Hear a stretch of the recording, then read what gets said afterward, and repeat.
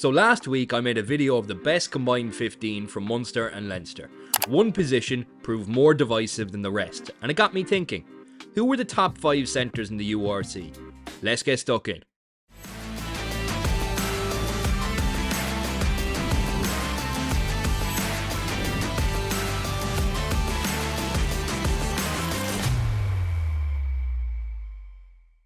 Firstly, what makes a good centre? It's probably the most difficult position on the pitch. It's a perfect mix of physicality and speed. You need to have the pace and elusiveness to cut a hole in the opposition while being enough of a brute to stand your own ground in the centre of the park.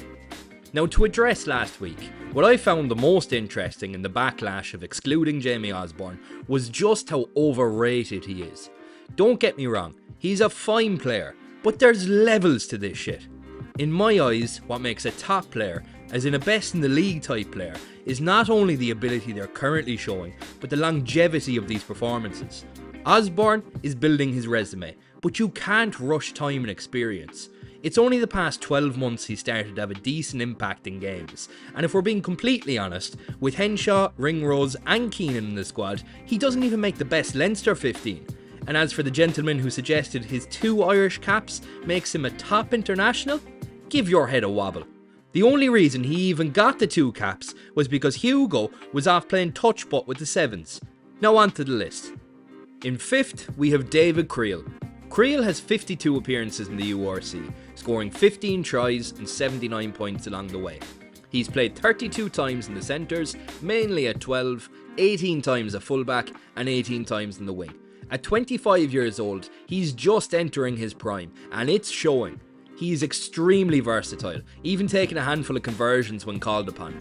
Creel is an incredible player, who will no doubt break into the Springboks team in the near future. In 4th, we have Malachi Feoa. What makes Feoa special is the fact that he's not only proven himself in Super Rugby, but the top 14, Premiership and the URC as well. Feoa was part of the 2015 All Blacks World Cup winning team. He has a wealth of experience and was a huge factor in helping Benetton to their record place finish in the URC last season. While he might not be at the peak of his career, you cannot underestimate his experience. If you're enjoying the videos, please do make sure to like and subscribe. It honestly massively helps us out in creating more of this kind of unfiltered rugby content. Back to the list. In 3rd, a player who is at the peak is Glasgow Warriors' Hugh Jones. Built like a brick shithouse, uber physical and clinical in attack. Jones has been tipped to be selected for the Lions this summer, and there's no wonder why. He's scored 12 tries in his 25 Six Nations starts. They are some serious numbers. He was instrumental in the Warriors' URC win last year, and having already scored 3 tries in only 2 appearances so far this season, he doesn't look like he's slowing down anytime soon. In 2nd place, and our runner-up, is Gary Ringrose.